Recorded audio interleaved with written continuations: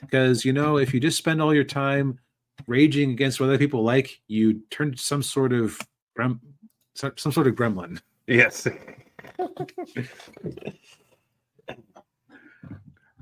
I believe I suggested this one. Yeah, this one's currently on Max, is it? Or yeah, it's on Max. Yeah, that's right. Yeah, this is this is for me. This is another like classic '80s movie that I didn't watch until recently, maybe like about a year or two ago. And I've never seen it at all. Although Gremlins hardly needs an introduction just because of how well known it is at this point. Yeah. Most people when they see Gizmo there, they're like, "Oh, it's Gremlins." Yep. Oh, it's a Furby with a nose. Yeah, or it's Baby Yoda. It's Yoda when he forgot to shave. Yeah. But yeah, so I had never actually seen this before. I think my initial thoughts are I'm kind of glad I didn't see it when I was very young, because this is a strange movie, and I think that there are a lot of scenes that would have terrified me and would have definitely terrified my little sister. So the movie would have probably been shut off partway through. Yeah, definitely with me too. I don't think my parents would have let me watch this when I was a kid, even though it's PG. Although I should add, this and Temple of Doom were the two movies that were the reason for the PG-13 rating to be created. Right, because this isn't an R-rated movie. This is like there's no gratuitous sex. There's no there's violence, but most of the on-screen violence is perpetrated against animatronic puppets. Yeah. But at the same time, this is not a small kids movie where the mom and dad just need to be on hand to explain to them afterwards, like things they might be confused about. Yes. To get into the movie, the plot centers around what was the name of the family? Peltzer. The Peltzer family. We meet the dad, Randall, who is a wannabe inventor who makes really bad. He invents something that he thinks is going to revolutionize everything and change the world, and half the time it doesn't work. Well, yeah. Oh, your dad's inventions are really good for the first few weeks, but then after a while, yeah, which is most of the stuff that they sell on the Home Shopping Network. Well, if you think about it, right? His problem wasn't the quality of his inventions; it was his distribution and marketing. Right. Yeah. But the movie starts off where he's in Chinatown, and he stops into this kind of mythical looking store with a whole bunch of exotic items, and then as he's looking through, he finds a creature called a Mogwai, and he wants to buy it for $200, and the old man says, "No, it's not for sale. Owning a Mogwai is comes with a lot of responsibility." But then his grandson's like, "No, I'll sell it to you." Yeah, whatever. I'll take your money, Wailo. Yeah. And so then Randall, he goes back home, and of course it takes place during Christmas, and so the Mogwai is an early Christmas present for his son Billy, who's played by the actor Zach Galligan. And of course, as he's got a little gizmo there, we find out the three most important rules about owning a Mogwai. Number one, they don't like bright lights, and you need to keep them out of the sun. Two was don't get them wet. Don't get water on them. Which kind of bothered me. It's like I don't even think they can drink water, which doesn't make any sense. Yeah, I have some theories about where they came up with this. And then, of course, rule 3, don't feed them after midnight.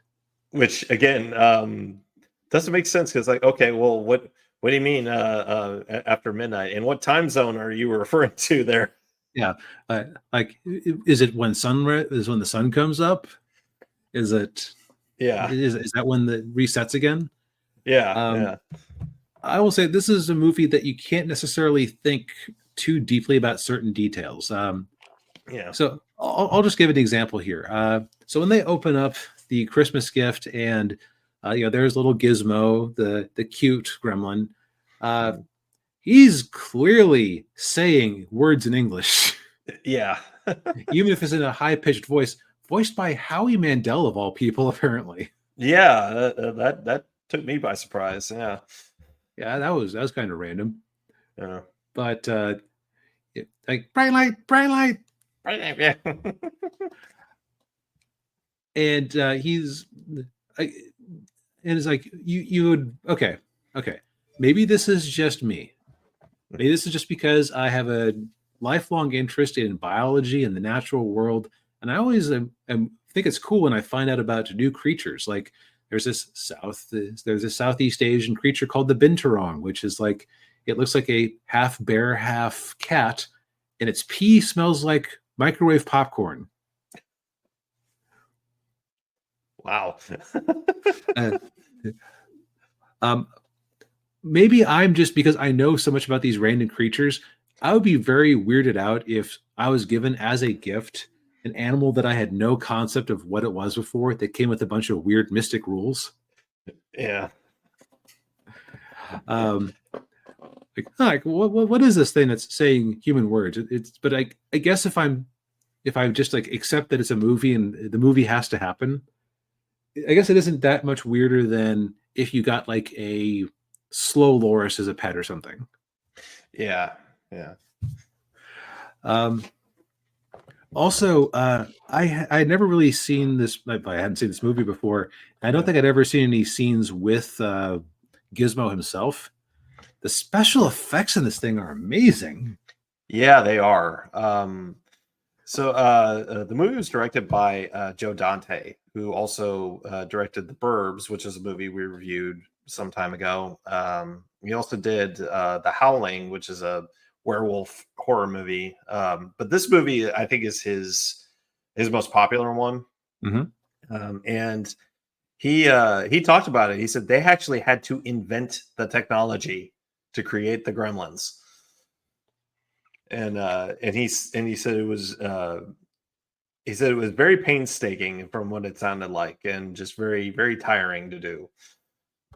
But it was worth it though. Yeah, Gizmo in particular is just about seamless. Like if I didn't, like, I could see kids really believing that they had like some sort of little gremlin critter on the set. Yeah, and 'Cause- yeah, Yeah, like the way it moved looked very natural.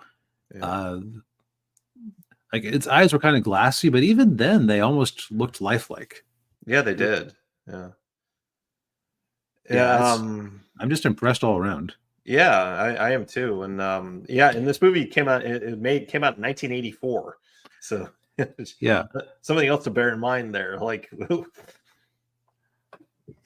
um, but and so but as the movie kind of progresses, then we find out that Billy works, he's a teller at the town bank, and the bank is basically run by the very mean Mrs. Deagle, um, who wants to do very bad things to Billy's dog. Yeah, that's the other thing that's kind of interesting about it is it's not even so much that like horrific things happen once gremlins start turning evil. There's just a lot of human cruelty that you might have to explain to a small kid. Yeah, yeah. And of course, and you've got the love interest in the movie, who also works at the bank. Her name's Kate, and she's played by Phoebe Cates, who I believe it was the year before this movie came out. She was in Fast Times at Ridgemont High. Boy, She's that's a transition of roles considering that like she the one who crawled out of the pool? yes, yeah, that's right. Yeah, that is a shift. Yeah, it is. um, And a little factoid about her: she's married to Kevin Kline. Huh. Okay. Yeah, Good um, on them. yeah, but yeah. Then, of course, and during the course of it, the movie, we find out why the three rules are in place for the Mogwai, because the, there's a kid in the movie. I'm trying to remember the kid, Pete, who's played by Corey Feldman. He accidentally gets Gizmo wet, and then he starts sprouting out other Mogwai.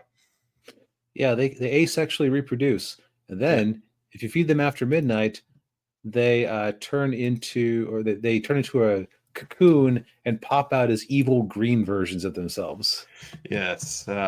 Although to be fair, they were kind of bad even before they got fed after midnight and popped out of the Yeah, cocoon. yeah. Gizmo's the good one, and Yeah. all the ones that he sprouted off were just bad eggs, I guess. Right. Yeah. And yeah, and they're led by Stripe, and Stripe's a jerk. Yes, and also helpfully, he has a white mohawk of hair on his head, so you can always tell who he is. Right. Yeah. He's the leader, basically. Mhm. Yeah. Um, And another little fact what Joe Dante dropped about the movie. Originally, Gizmo was supposed to be the villain. But it was Steven Spielberg, who was the producer on the movie. It was actually his idea to make Gizmo like the hero's pal, and then they created Stripe to be the villain. yeah, that was a good choice because Gizmo is a little cutie pie, honestly. Mhm. And having him actually go evil, I think that might have actually tilted this into being an R. Yeah, But might have tilted the rating board a bit too much for the movie's own good because having Gizmo there as his buddy, as his ally, does soften the movie a bit. yeah, yeah. It does. Yeah, yeah, It and would yeah, also set the wrong message because if the whole thing is that the gremlins aren't necessarily bad, you just have to use them responsibly.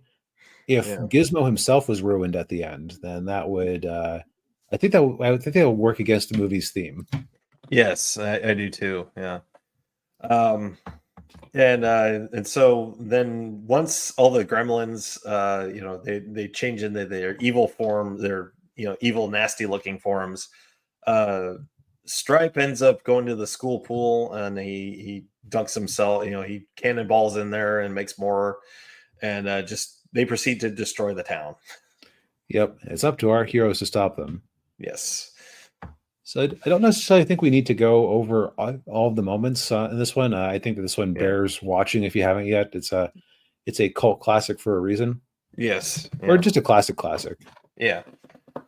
Um, this movie is kind of a good example of a. You mentioned that this was really hard on them to make on the set because they're having to invent the technology as they went. Yeah.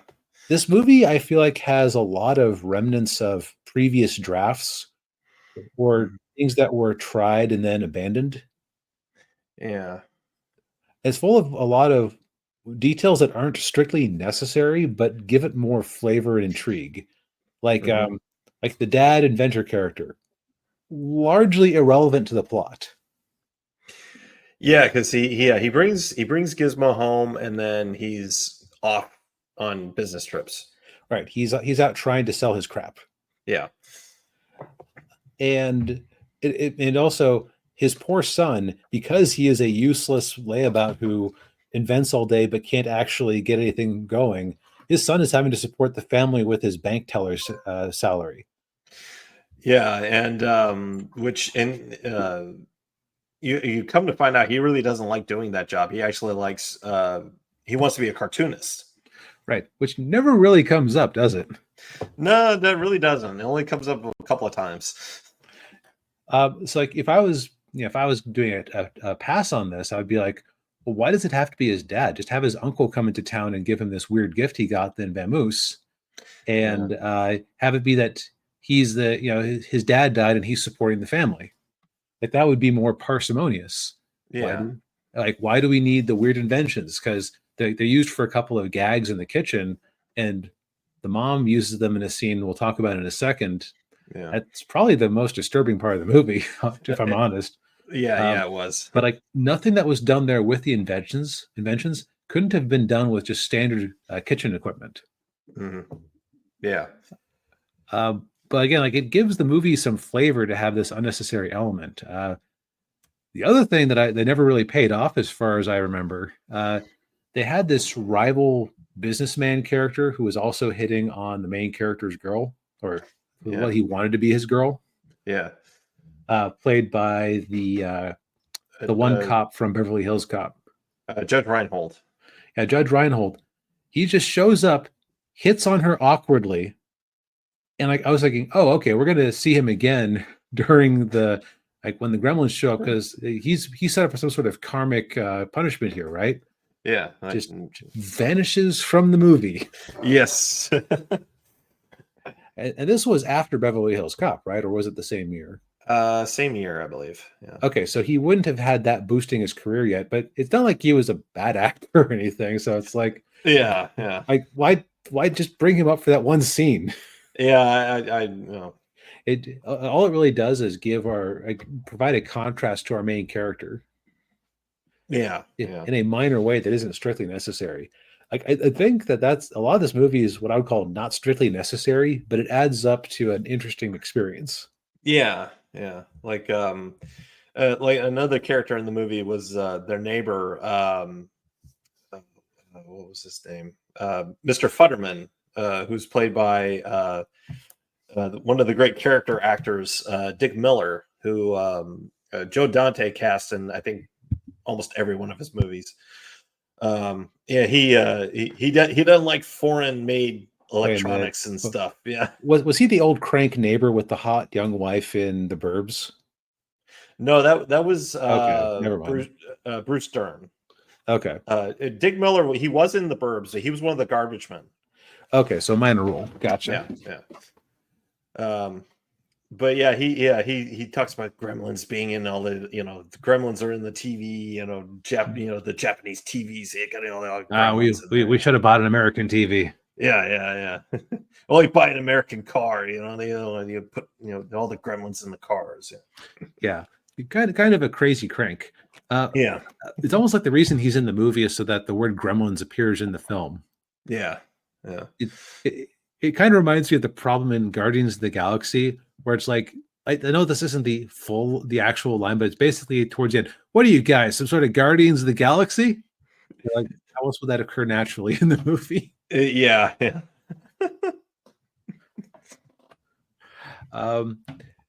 Now, I think that the most interesting the scene of the movie, just from it did not go the way I was expected, is where the mom has to fight off the first batch of mutated gremlins by herself.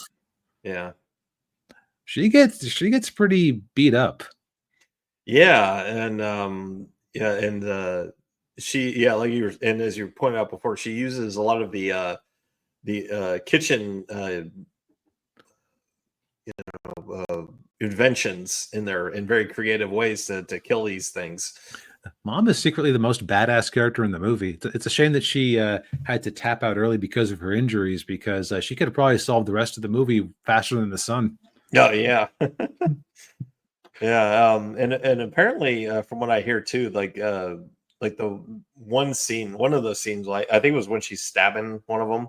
Apparently, that scene was a lot more graphic. It was, or they either filmed it to be more graphic or was scripted to be more graphic, and they had to tone it down. You know what? I can see that, because that would be one of the ones that could very easily tilt it into an R, especially if she hadn't survived. Yeah. But no, the mom was, she was defending her house. Yeah. And so like you were speaking about comeuppance. Like, there are a couple of characters in there that are really mean, that do get their comeuppance in creative ways. And the other thing too that got me was that you talked about how Gizmo, like, he's clearly saying words Mhm. Stripe is clearly saying words too. Yeah, and you wonder, like, they know about concepts that it doesn't seem like a creature should know, but I guess they are more of like, I'd almost call them like a goblin or some sort of other magical Yeah, creature rather than being a strict animal. yeah. Yeah, because I mean, there's a scene. I mean, the scene in there where they're all at the movie theater watching Snow White and the Seven Dwarfs. Yeah, yeah, and well, for that matter, the bar scene where all the different, like you were telling me that that scene took weeks to film, and that was the last thing they shot. Yeah, They just had all the gremlins, all the evil gremlin models that they had built, in all these different costumes, doing all these different gags, like just whatever they could come up with, they were throwing it at the wall. yeah, yeah. Yeah, they had like there's a Flasher Gremlin and a Frank Sinatra Gremlin and yeah. And there's also this weird plot line where the it's almost like the in order to justify the girlfriend having two jobs, like the job at the bank where she knows the guy, Yeah. the main character, but also having the job at the bar so that the gremlins can show up and accost her at the bar. Like, oh, they had this weird plot line where she's working for free at this bar that they're trying to get turned into a local historical landmark because it's on the it's on the not the fritz, it's like it's on the downslide, and it's like, Yeah. why do you care about this bar so much? Yeah. Like, I don't think they quite adequately explained, to at least not to my satisfaction, why this particular bar was worth saving so much. No, they didn't. Yeah. Especially when you had the owner who has a failing bar talking about giving away free drinks. Like, Yeah. Yeah. Yeah, and of course there's a kind of a well, I won't mention it with her, but there's a moment in there that's kind of like a real goofy, you know. It's supposed to be like a very serious, like character developing, tear jerking moment, but it just comes across as really like silly.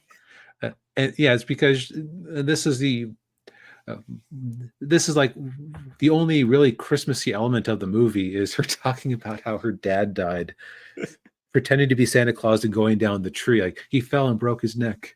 We Yeah, found him days later in the chimney. yeah, yeah. Just like what?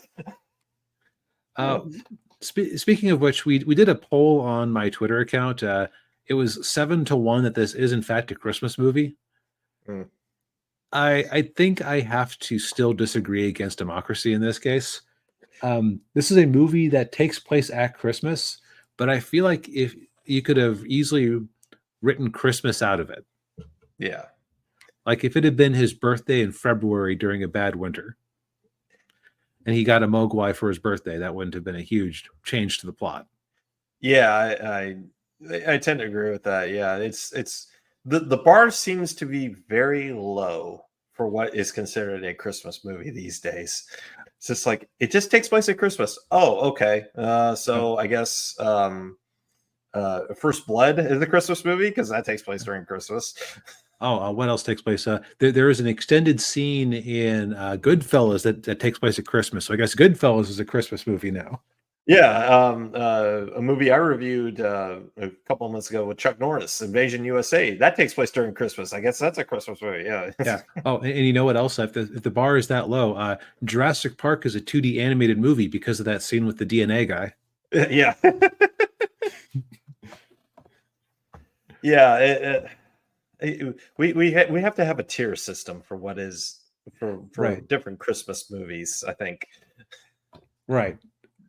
I think it's also just because honestly, people on the internet like to argue about pedantic stuff just to amuse themselves. It's like the Yeah. whole, like, remember a few years back when, oh, is a hot dog a sandwich? The big thing. Well, if a Yeah. hot dog is a sandwich, is a taco a sandwich? Is Pop-Tart a sandwich? Yeah. And the answer is, to be a sandwich, you have to have two distinct pieces of bread or other material with a thing sandwiched between them. Yes. So a hot dog, because it is a single bun, is not a sandwich. Right. Yes. And yes, burgers are technically a sandwich. And guess what? Nobody cares about this because we're not terminally online people arguing about pedantic stuff. We're terminally online people making a podcast about it. Yes. We are not the same. Yeah. All right. So I would think overall, it's a very chaotic, messy movie, which again just makes it more interesting than something that is strictly efficient. Yeah. Yeah. Also, Yeah. shout out to Frank Welker for being the evil Gremlins. He's probably the all-time great voice actor. Yeah. For those who probably don't know, you could hear him as the voice of Megatron in Transformers, Generation One Transformers. I'm trying to think what else. He was, He's Nibbler in Futurama. He yeah, is Freddy on Scooby Doo. yeah, The guy has a body of work that goes from the late Looney Tunes era to I believe he's still with us, because I yeah, would have heard if he died, and I think he is still doing occasional stuff. yeah, yeah. He was also what else? What was it? Oh, he was Dr. Claw in That's right. Inspector Gadget. And I think he was the dog too. Yeah, yeah. But yeah, legendary voice actor. Yeah, Yes. he was really good as Stripe and the other evil gremlins. Yep. Gun. Yeah, yeah. It's the violence is like weirdly comical. I think that's what also saves us from an R rating. Yeah, Like, it's just like it's in places it's serious, in other places it's like a Looney Tunes cartoon if there were real life consequences for the violence. yeah, yeah. Yeah, if you haven't given it a watch, at least a solid recommend. Yes. It's at least interesting, even if you Yeah. don't necessarily love it. Because I won't say this is one of my favorite movies, but it's one I'm glad I finally saw. Yeah. Yeah. Yeah, I'm glad I did too. And then it's good on repeat viewing too, I will say. Which is always a plus. Yeah. Well, I think we've said all we needed to say for tonight. Indeed.